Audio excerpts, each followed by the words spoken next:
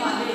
तो लेखक ने हमें क्या बताया था कि पहले जो लोग थे वो किस तरह से थे, सब एक दूसरे के साथ सौहार्द और प्रेम से रहते थे, सुख और दुख में बराबर की भागीदारी लेते थे, है ना।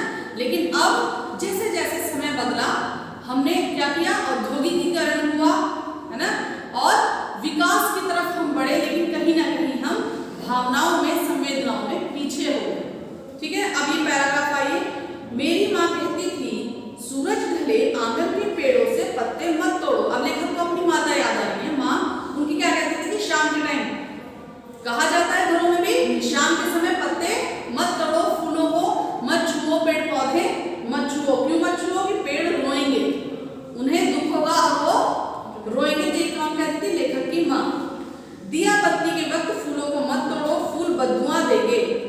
बदुआ देंगे यानी श्राप देंगे। दरिया पर जाओ तो उसे सलाम किया करो। सारी बातें ध्यान से सुनेंगे। वह खुश होता है, कबूतरों को मत सताया करो, वे हजरत मोहम्मद को अजीज हैं। अजीज यानी प्रिय, अजीज प्रिय। हजरत मोहम्मद मुस्लिम्स के पैगंबर, है ना, तो उनको अजीज है, उनको प्रिय है, इसलिए कबूतरों को सताओ मत। उन्हें अपनी मजार के नीले गुंबद पर घोंसले बनाने की इजाजत दे रखी है। मजार पर कबूतर घूमते रहते हैं, तो ये इजाजत उन्हें किसने दी है? मोहम्मद जी ने, है ना, मोहम्मद, हजरत मोहम्मद ने। मुर्गे को परेशान ना किया करो, वह मुल्ला से पहले मोहल्ले में अजान देकर सबको सवेरे जगा देता है। तो पूरे पैराग्राफ में, पूरे जो हमारा ये गद्यांश है, इसमें कहने का तात्पर्य क्या है कि प्रकृति से बच्चों को डराकर, है ना, उनकी छोटी छोटी बातों को प्रकृति से जोड़कर उसकी सुरक्षा के लिए उन्हें जागरूक किया जाता था। मुर्गे को मत छेड़ो, है ना, कबूतर को मत सताओ, पेड़ पौधों को मत तोड़ो, फूलों को मत तोड़ो शाम के समय, और वो बदुआ देंगे। दरिया पर, दरिया यानी नदी, पानी का कोई भी स्रोत, वहां जाओ तो क्या करो? वहां पर सलाम करो, उसे प्रणाम करो। क्यों? तो ये सब चीजें क्या है कि प्रकृति से बच्चों को किस प्रकार जोड़ा जाए, उनका महत्व, उन्हें इस तरह से जोड़कर उनके महत्व को समझाना, उनकी सुरक्षा के प्रति बच्चों को बचपन से ही जागरूक करना, है ना। जब वो शाम से ही पेड़ पौधों को नहीं छुएंगे तो उन्हें हानि नहीं पहुंचाएंगे, और वही आदत उनकी हमेशा बनी रहेगी। दरिया पर जाकर सलाम करने का मतलब पानी का महत्व समझो और उसका सम्मान करो। उसमें गंदगी, जब हम उसे धार्मिक उससे जोड़ लेंगे तो क्या करेंगे? हम उसमें गंदगी फेंकने से डरेंगे, है ना, गंदी चीज हम उसमें नहीं फेंकेंगे। और कबूतरों को, जानवरों को, पशु पक्षियों को मत मारो, क्योंकि वो भी दया के पात्र हैं, उन्हें भी उतना ही दर्द होता है, उन्हें भी उतना ही शारीरिक कष्ट होता है जितना कि मनुष्यों को होता है। वो सब प्रकृति का और संसार का हिस्सा है, उनका भी समान अधिकार है धरती पर रहने का, है ना, स्वस्थ रहने का और सम्मान के साथ रहने का। तो ये सारी चीजें किस लिए समझाई जाती थी बच्चे को? लेखक की माँ ने बताई थी। तो वो क्यों बताई थी? जिससे कि बच्चों को प्रकृति के संरक्षण के लिए जागरूक किया जा सके, है ना। अब देखेंगे, अब मुर्गे की अजान से पहले, मुर्गा जो है वो अजान से पहले उठकर सबको जगाता है, बाग देता है। तो सबकी पूजा एक सी अलग अलग है रीत, मस्जिद जाए मौलवी कोयल गाएगी। तो यहाँ पर सबको एक समान होने की बात कही गई है कि सब एक समान है, सबका भाव क्या है? एक ही है, सबके अपने अपने कर्म महत्वपूर्ण हैं। जैसे मौलवी मस्जिद जाते हैं, है ना, मुर्गा बाग देकर अपना काम कर रहा है, कोयल अपने समय पर मधुर वाणी में गीत गाकर सबको शीतलता पहुंचाती है। तो सब अपना अपना कर्म कर रहे हैं, तो अपनी जगह सभी महत्वपूर्ण हैं, कोई छोटा या बड़ा नहीं है, सब बराबर है, सब अपने अपने कर्म में रत हैं, अपना अपना कार्य भली भांति कर रहे हैं। ठीक है। ग्वालियर में हमारा एक मकान था। लेखक को याद आया कि ग्वालियर एक जगह का नाम, स्थान का नाम। उस मकान के दालान में 2 रोशनदान थे। दालान यानी बरामदा, दालान यानी बरामदे में रोशनदान, ऊपर जो छोटी छोटी खिड़कियां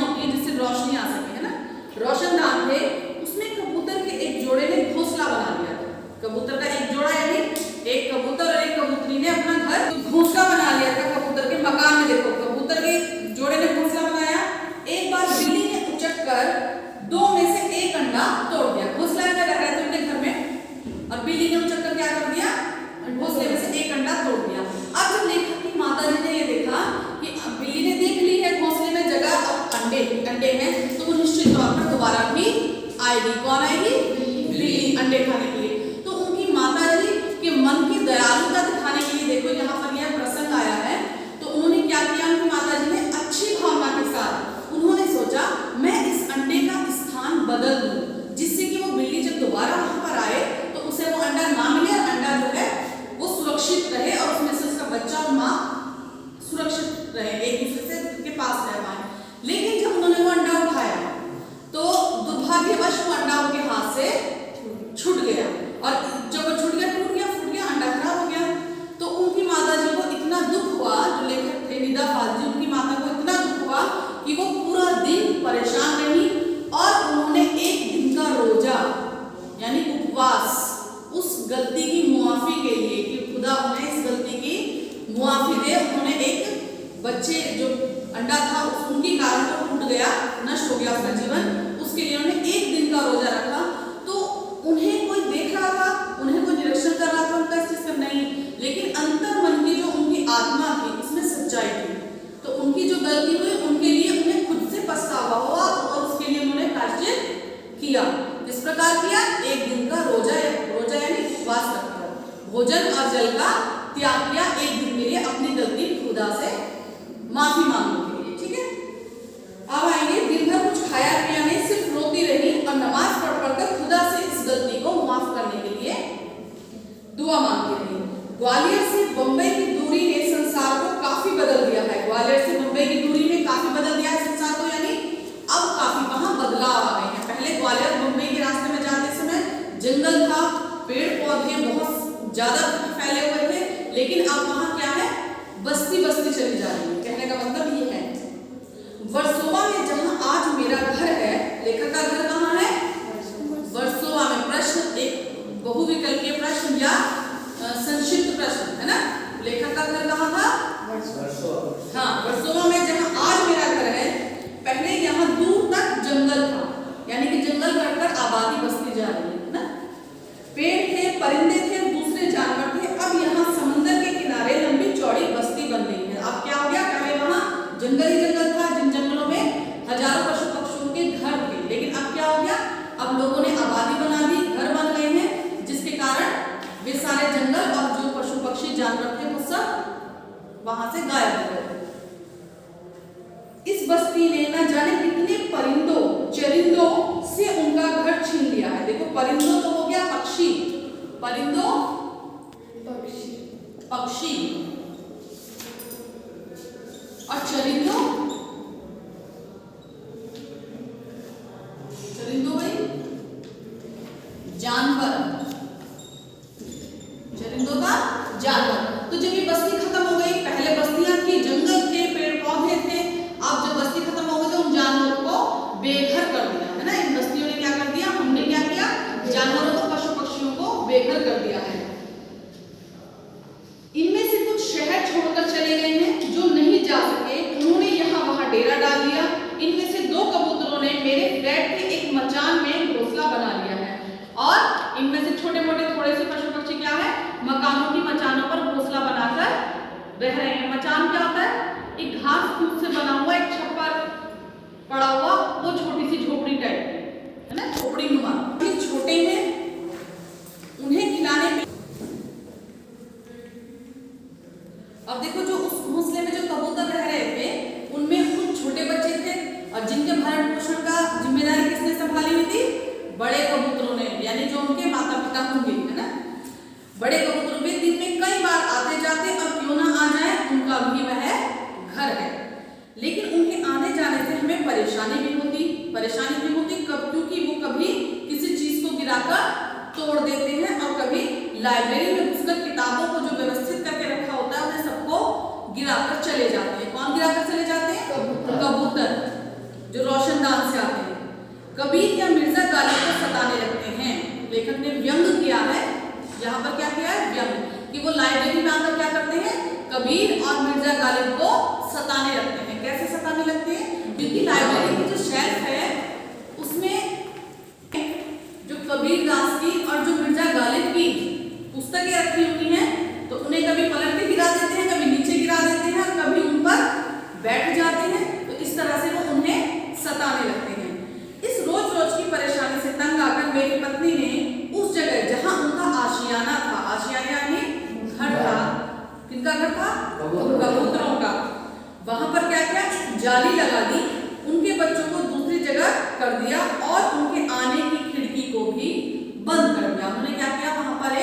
जाली लगा दी और उनका आशियाना, उनका घर दूसरी जगह रख दिया, जिससे कि वो वहां पर है अंदर लाइब्रेरी में और घर के अंदर ना आ जा सके, नुकसान ना कर सके।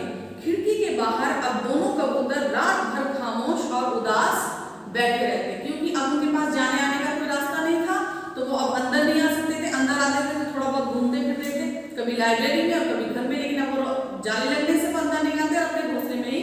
तो लेखक को कैसा महसूस हो रहा था, यह अनुभव था उनका कि जैसे वो उदास हो गए, उन्हें अंदर जाने की अनुमति नहीं दी जा रही है, तो इस कारण वो क्या लग रहे थे लेखक को, उदास लग रहे थे। मगर अब ना सोलोमन है जो उनकी जुबान को समझकर उनका दुख बांटे, ना मेरी माँ है जो इनके दुखों में सारी रात नमाजों में काटे। लेकिन अब ना तो सोलोमन है जिसने चींटियों के लिए अपनी सेना को रोक दिया था और कहा था कि तुम डरो मत, तुम्हारी हिफाजत हम करेंगे, है ना। तो सोलोमन जैसी दयालुता भी अब नहीं है, और ना ही मेरी माँ जैसी जो हमेशा सब जीव जंतुओं पेड़ पौधों की सुरक्षा के लिए हमें हिदायतें देती रहती थी। और 2 लाइन है, नदियां सींचे खेत को, तोता कुतरे आम, सूरज ठेकेदार सा सबको बांटे काम।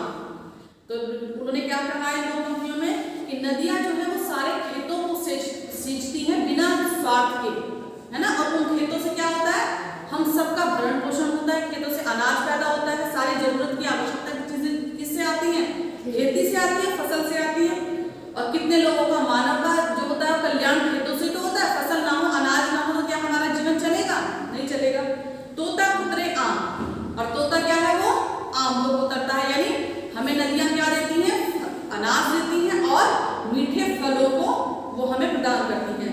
सूरज ठेकेदार सा सबको बांटे काम, और प्रकृति ने इन सबकी धूप छांव बारिश, है ना, रात और दिन का ठेका ऐसा लगता है किसे दे दिया हो, सूरज को, है ना। वो सुबह उठकर सबको काम बांटना शुरू कर देता है। जैसे ही सुबह होती है सब अपने जो अधूरे काम हैं या किसी काम की शुरुआत सुबह होने पर ही तो करते हैं, तो सुबह हुई और इसका मतलब सब अपने अपने कामों से लगना शुरू हो गए। और जैसे ही शाम हुई हमें थकान होनी शुरू हो जाती है और लगता है कि काम अब रोक दिया जाए। तो सूरज क्या है, ठेकेदार की तरह है जो कि आया और उसने सबको हड़काना शुरू कर दिया कि भाई उठो और अपने अपने काम से अपने अपने कर्मों को क्या दो,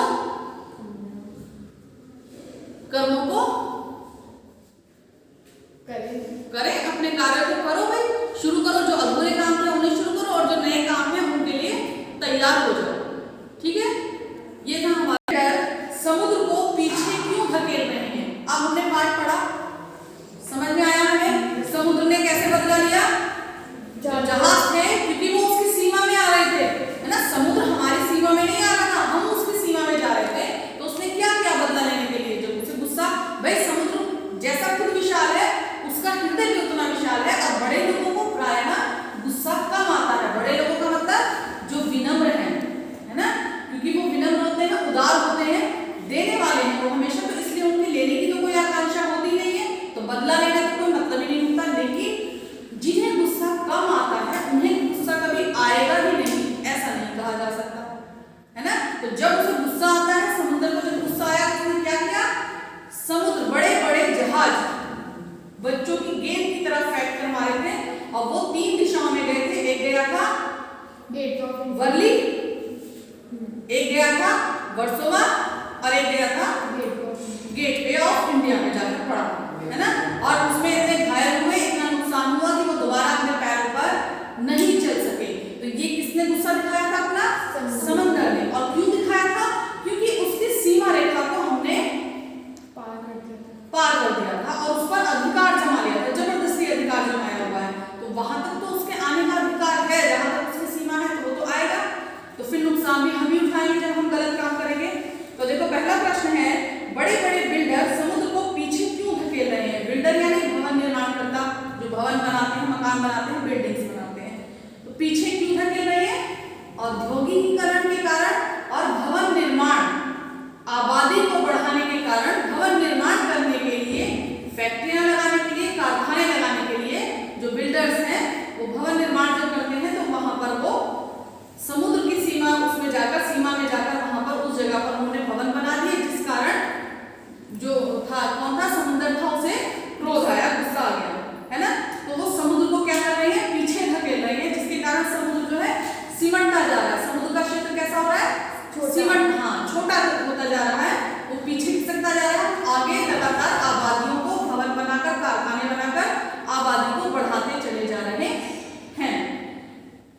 जीवन कैसे घरों में सिमटने लगा है? जीवन छोटे घरों में सिमटने लगा है। हाँ, जीवन छोटे घरों में, शहरों में घर कैसे हो गए हैं? डिब्बे जैसे घर।